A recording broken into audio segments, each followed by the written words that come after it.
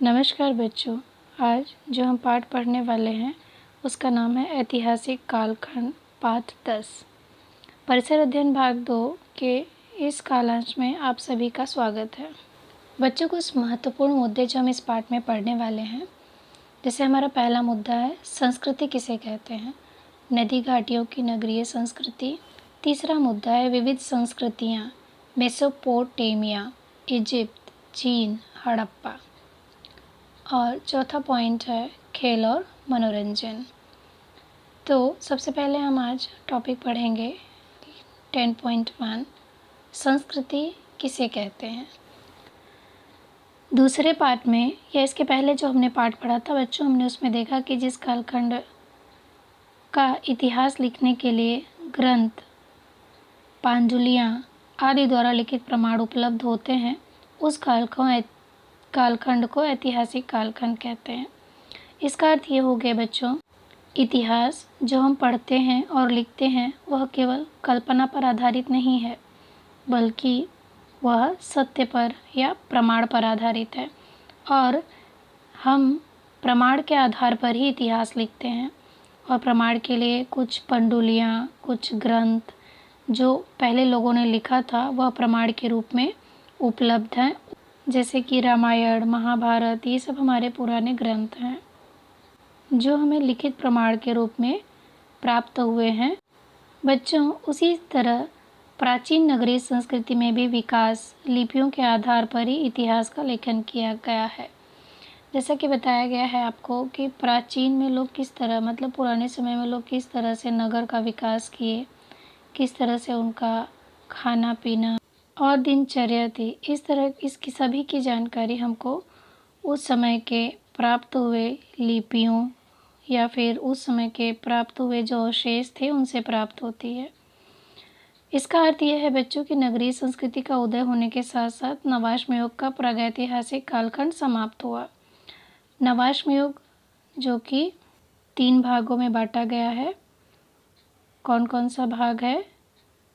अश्म युग, पत्थर का युग, ताम्र युग, तांबे का युग और लौह युग, मतलब लोहे का युग, जिसमें लोहे के औजार और बर्तन बनाए गए। तो इस तरह से नवाश्म युग को 3 भागों में बांटा गया है।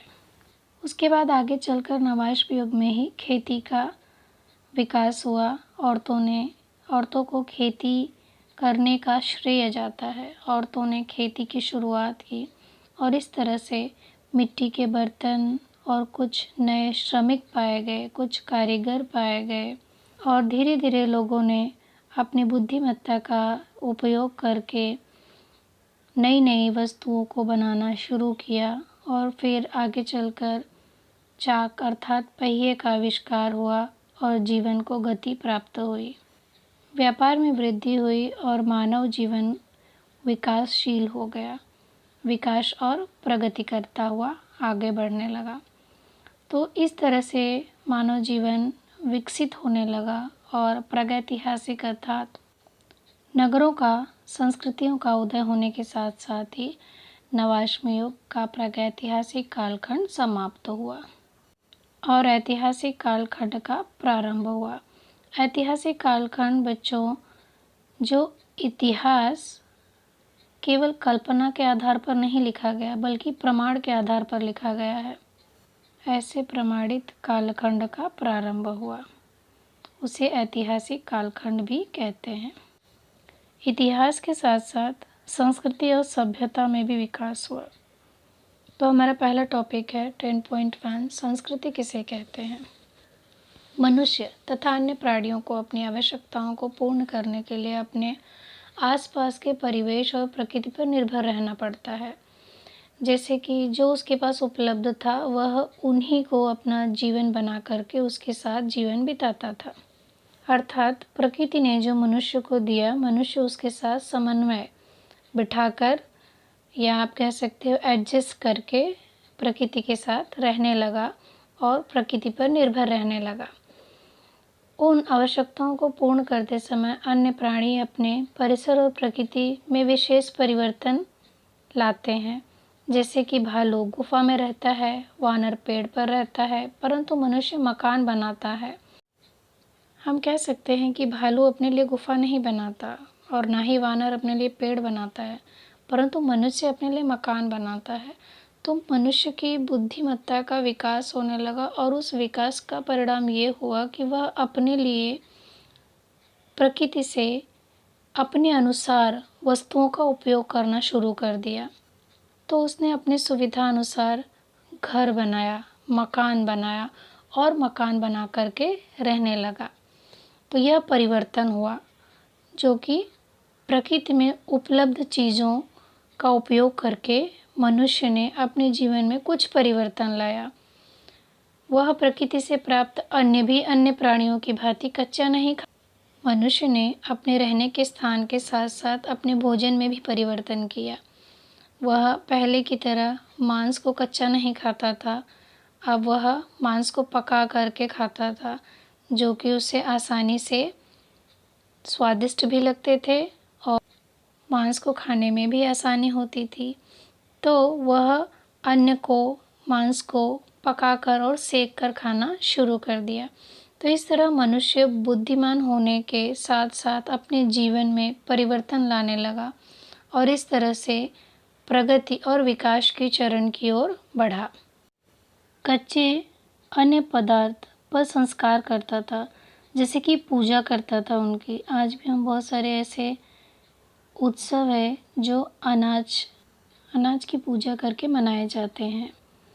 इस प्रकार वह विभिन्न पदार्थों पर संस्कार करता है। पत्थर धातु आदि को संस्कारित कर विविध हथियार और वस्तुएं बनाता है, अर्थात पत्थर और धातु को अपने हिसाब से जो भी उसे आकार देना होता है दे करके फिर उन वस्तुओं का उपयोग करता है और उनको अपने संस्कृति और सभ्यता में शामिल कर लेता है। मिट्टी के बर्तन, ईंटें और अन्य वस्तुएं भी बनाता है। कपास से सूत और सूत से कपड़ा बनाता है। यह मनुष्य के विकास के चरण हैं। इन चरणों में वह अपने जीवन को प्रगति की ओर लेकर जाता है और जीवन को प्रगतिशील करता है। मनुष्य ने धीरे धीरे कपास की सहायता से कपड़े बनाना शुरू किया और कपड़े पहनकर रहने लगा।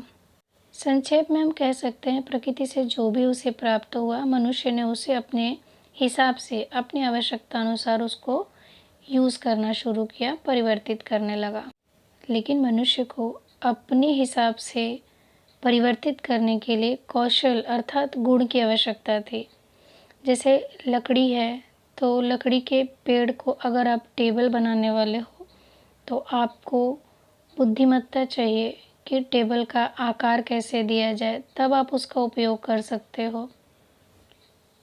जिस वस्तु की आवश्यकता है उस वस्तु को बनाने से पूर्व उसके बारे में सोचना पड़ता है। इसका प्रकार विचार करना, कौशल और परिश्रम के परिणाम स्वरूप, परंपरा के फलस्वरूप अनेक कलाओं का निर्माण हुआ। लोग अलग अलग क्षेत्रों में अलग अलग विचारधारा, अलग अलग तरह के कार्य करने लगे और श्रम करने लगे, परिश्रम करने लगे। परिणाम स्वरूप अलग अलग कलाओं की निर्मित हुई और इन कलाओं और परंपराओं का ज्ञान प्रत्येक पीढ़ी ने अपनी पीढ़ी को सौंपा।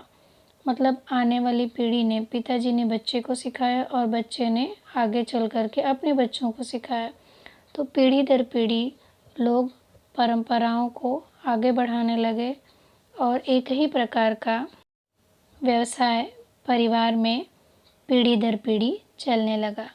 इसलिए विचारों का आदान प्रदान हुआ और इस आदान प्रदान के माध्यम से भाषा संपन्न हो रही थी। भाषा की वजह से ही आज हमारा जीवन बहुत हद तक विकसित है। हम सभी विचारों का आदान प्रदान भाषा के माध्यम से बड़ी आसानी से कर लेते हैं। विविध कलाओं और कौशलों और परंपराओं का कई पीढ़ियों द्वारा प्राप्त ज्ञान जो एक पीढ़ी दूसरी पीढ़ी को देती आ रही थी, वह एक संस्कृति और सभ्यता के रूप में परिवर्तित हो गई और लोगों ने उसको अपने जीवन निर्वाह की प्रणाली बना। लोग अपना जीवन उसी आधार पर व्यतीत करने लगे। ऐसी प्रणाली को संस्कृति कहते हैं। तो बच्चों, आपको समझ में आया होगा कि संस्कृति क्या है। विविध कलाओं, कौशलों और परंपराओं का कई पीढ़ियों द्वारा प्राप्त ज्ञान और उस ज्ञान के आधार पर निर्मित जीवन प्रणाली को संस्कृति कहते हैं। इसके आगे का टॉपिक हम नेक्स्ट वीडियो में पढ़ेंगे।